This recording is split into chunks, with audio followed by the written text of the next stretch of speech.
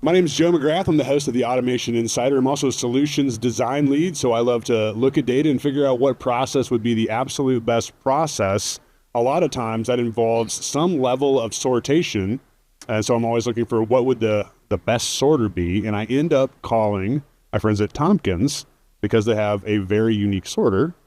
So Thompson, go ahead and introduce yourself. Okay. My name's Thompson Brockman. I'm EVP of Customer Operations with Tompkins Robotics. Have been with the organization basically since we started, so I have a pretty extensive background in robotic sortation and the services and products we offer. Excellent, excellent. Yeah, I've called you with all kinds of scenarios that maybe I shouldn't have called you with, and you've always answered, so I appreciate that. So one of the things that you and I have been on a bunch of phone calls about is the pharmaceutical medical distribution industry. And it's a unique one. The first time I did a project, I said, hey, I don't maybe understand why all the data is telling me what it's telling me. Would you go ahead and review some of the unique challenges of this industry? I think you've done a couple more projects than I have at this point. Yes, yeah. We have certainly implemented our technology across a wide range of healthcare operations, including pharmaceutical and direct-to-consumer healthcare services. So the unique challenges, the healthcare industry is pretty much like any other industry in the sense that they're looking for a big ROI. They want to maximize their benefit that they receive from implementing one of these solutions and the capital investment they make. However, they got a much bigger emphasis on some of the qualitative benefits that are out there.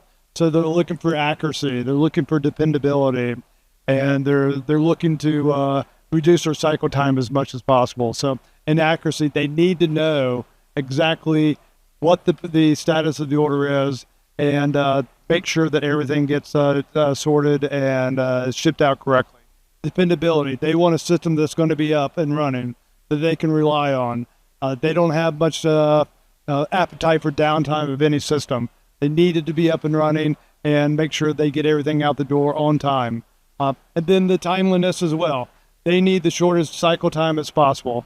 They need to be able to intake orders as late as possible and get them out of the door as soon as possible. So zero tolerance kind of for errors, right? Correct, You can't ship the wrong medication. That's a no-no. That's a big no-no. One of the other things I had seen and I didn't expect was the amount of variation in product types and sizes. You know, in my head, I said pharmaceutical. Oh, they're all just pill bottles. That's cool, and that's not the case. Yeah, that is not the case. I think that some of the interesting challenges I kind of worked through with the data was the maybe the interpack count sizes and what the volumes look like. There's a lot of variation in the volume of each different SKU that you're gonna evaluate.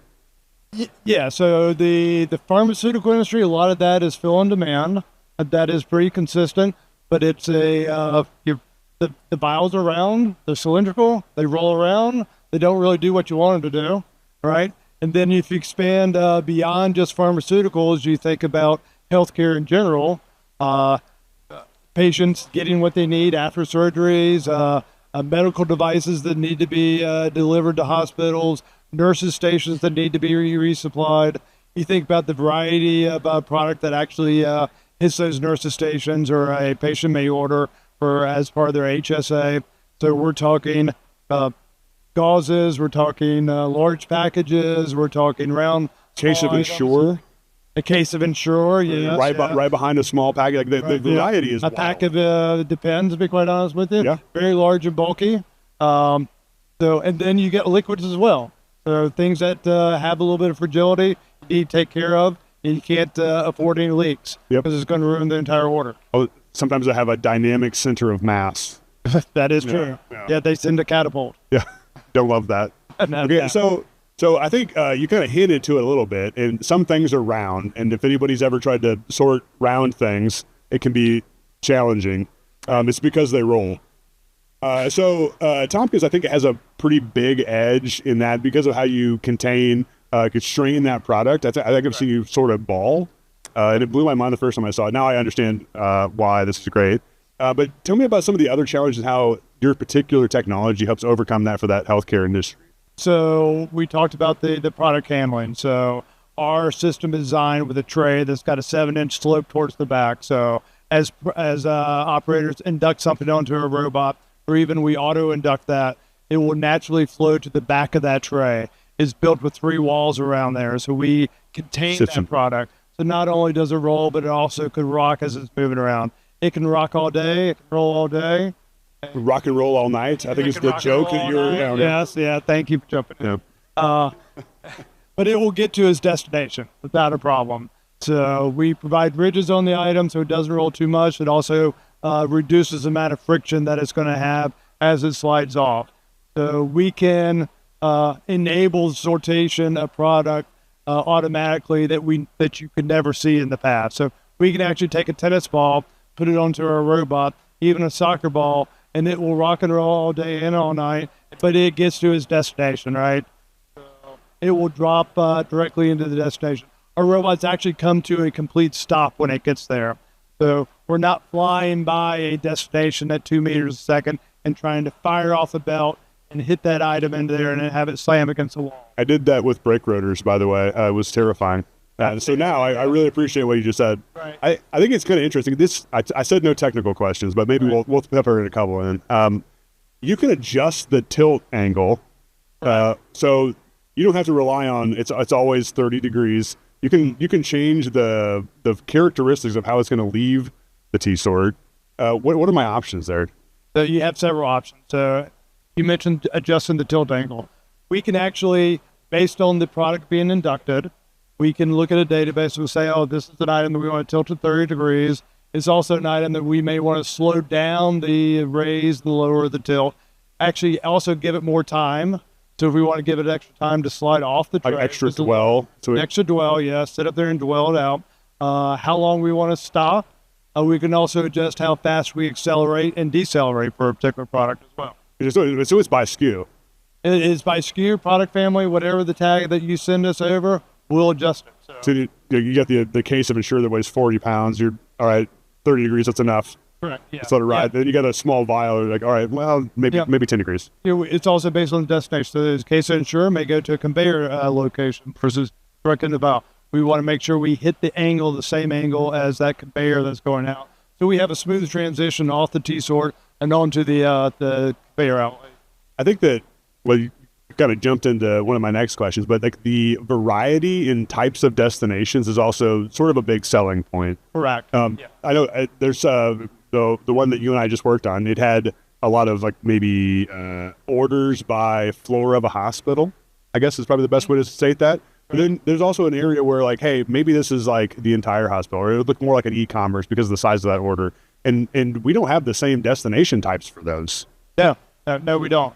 We're actually designing the system or whatever that demand may be, whatever those order types. And it's also something that's very flexible. So if your business evolves, if you go, you can change those out. We can quickly interchange the type of destination, replace those smaller ones with the larger ones. With a T-Sort 3D, we've got that outbound array on the side of that. It can be set up for a 4x6, 4 levels high, 6 wide, or you can change that out and just put a different shelf in there. That's 3 levels high and 5 wide. The bigger totes. Or 2 levels high. Or 2 levels high. Correct. Yes. Well, maybe not. I hope I never do that to you. Yeah, I might. You would. If anybody would, you would. Listen, I've got a propensity for interesting designs. I think, and we don't talk about this a ton. I think a lot of times when we're in a healthcare environment, maybe from like the ASRS or the storage and picking side, we're very, very concerned about picking a very specific thing. And maybe we're doing like individual SKU, or we're doing serial picking or something very hard. I need a very expensive ASRS to service that. Right. This isn't on the question list. I'm just riffing here.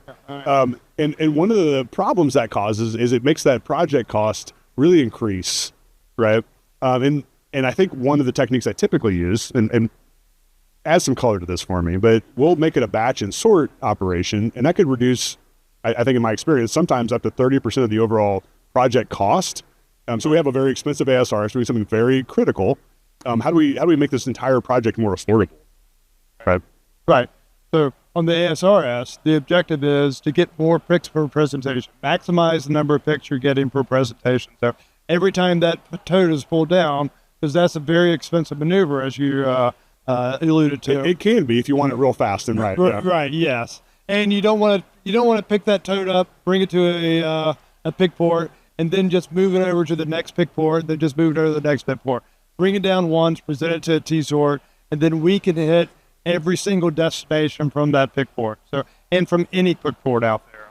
And we can also marry that with other types of picking operations. So if you have extremely slow moving product that is really not efficient to put into your ASRS, you can put it in static shelving, slow moving, pull that out, present it to a manual induction station of some sort. Or you can pull a full case, bypass the ASRS altogether. Don't go through the process of decanting that and then picking it down and dropping it down several times.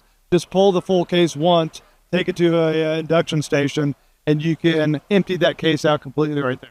Yeah, I think I've used several of those techniques, and they go a long way towards, you're still allowed all the functionality that the ASRS, like you wanted in the first place from the ASRS, but a fraction of the expense. It makes a lot of unautomatable scenarios very automatable, very attainable for customers. Right. Yep. You're leveraging the asset for what it's built for, what it's designed for, and the items that are not efficient put in there, just move outside, we'll merge that. Yeah, everybody does what they're good at. Right. Which is, in life, very rare, but we can make that situation true. Yeah, and we can take all those that hybrid pick zones and merge it together in one destination versus the alternative, even if you didn't want to put all that into the ASRS, where you may have to move that order between this pick zone to that pick zone to that pick zone. We eliminate all that conveyor investment, just induct it on T-sort. We get it all in one position for you. So we're dancing around cost a little bit, right? And I made this statement that we can reduce the overall cost of the system. What other techniques have you seen, maybe utilizing a T-sort, where you can make that even more extreme? The cost saving. Well, in pharmaceuticals, one of the big advantages that we offer, especially with central fill pharmacies, is the traditional method is to take a multi-vial order and route that through the different fulfillment stations.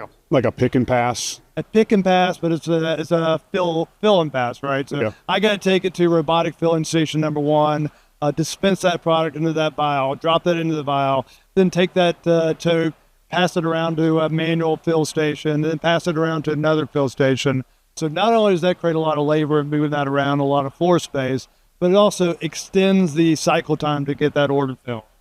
So what we've actually been able to do by consolidating the vials, we allow each one of those individual fill stations to fill whatever is most efficient for them in whatever priority they need to, and shorten the cycle times. We actually have some clients out there that have been able to extend their order intake window for delivery to, let's say, for a central fill pharmacy, go into a retail store. They want to fill the orders at the central fill pharmacy, have it there first thing in the morning for the customer to pick up. So they were, before having the order cut off, 2, 1, 2, 3 o'clock, based on how far the store was. Now they've been able to extend that order intake and allow those customers to still get their orders in from the doctors, drop it off, and pick it up the next morning. So it's like instead of a sequential process, everybody gets to work parallel. Correct. Yes. Anybody that's ever had to do like value stream mapping knows that it's kind of a cheat code. Correct. Everybody just do everything at the same time, and it works a lot better. And it's really hard to do in practice. And I think what I call it is a many-to-many, like a sortation arrangement. And there's only a couple of products on the market that actually allow you to do that in a credible way. Right. I think the T-sort is definitely the one I kind of go back to again and again and again. I like that. Oh, you would like that, yeah. Right. And then another instance of where we're doing a very good job in helping out the central fill pharmacy is traditionally they were using a fixed track type system to sort out to all the stores. So they may have hundreds or 1,000 stores they're trying to service from one central fill pharmacy, but you can only get so many destinations on one of those traditional systems. Right? Even if you found a way to do 5,000 destinations with a loose order, it is a bear. Yeah. It's very complicated. The maintenance staff hates you. Right. And the dependability on a 5,000 destination loop server is very high. Yep. Yep. You're putting all your eggs in one basket, which I wouldn't recommend. Yep. But by putting in a T-store, I can get every single store represented in that system all day long. So traditionally, we've seen some central fill pharmacy, they're pulling out that fixed track type system, putting in a T-store, and where they were having to segment the stores throughout the day and only run stores 1 through 200, for the first 4 hours, then have to cut them off completely. Yep. And then convert the system over to the next batch. A hard wave changeover. A hard wave, which it's just not very. It's hard. It's hard to do. Yeah. That's it. Yeah. And it also limits their order intake. So they have to cut off those stores first thing in the morning. So they're really having to pull the orders from the central field pharmacy, push them back to the store, which is counterintuitive. With T-Sort, we allow them to represent every store all day long and basically intake those orders all day long. Yeah, I've done a couple of systems where maybe a little non-standard 5 years ago, but I think it's becoming much more common, is where you might waive the day. Right. Because I can have so many destinations for such a low kind of cost of entry that it makes a lot of sense. But it doesn't always make sense. And I think that let's see if we can talk about it a little bit. But the wave transition ability is a lot easier. So it's not a hard wave. Not a hard wave. I might grab an extra 25% more destinations, but I can always have 2 waves simultaneously processing while I'm changing over. Sometimes 25. I've seen a couple other numbers. Describe what that process feels like. Well, again, it opens up a lot of flexibility to the operation. So Absolutely. they're not trying to manage waves and stage waves well ahead in advance, and then trying to clear everything out and having a downtime on this very expensive sortation system. And this assets that's sitting there unutilized for 20% of the day. Yep. Right. So we do dynamic sortation, and part of our transcend logic, or WES, is we're trying to make sure we're turning destinations over as fast as possible. So we're looking at that item that's being deducted. We'll look for the opportunity to close out a wave as much as possible. So we opened up that position to allow induction stations. And this is, again, because we can get from any induction station to any destination. Induction stations aren't going to be balanced. We're not going to be working only on the same wave at any particular point in time. Also, I'm not a very works fast. faster than I do, by far. Yeah. So he's probably going to be a half a wave ahead of me. But he's got the ability to go ahead and induct that item and get it to an open destination. Well, I lag along Lazy Sally in the last item set. Smoke break. Yeah. Smoke break, yes. Yeah, absolutely. Absolutely. All right.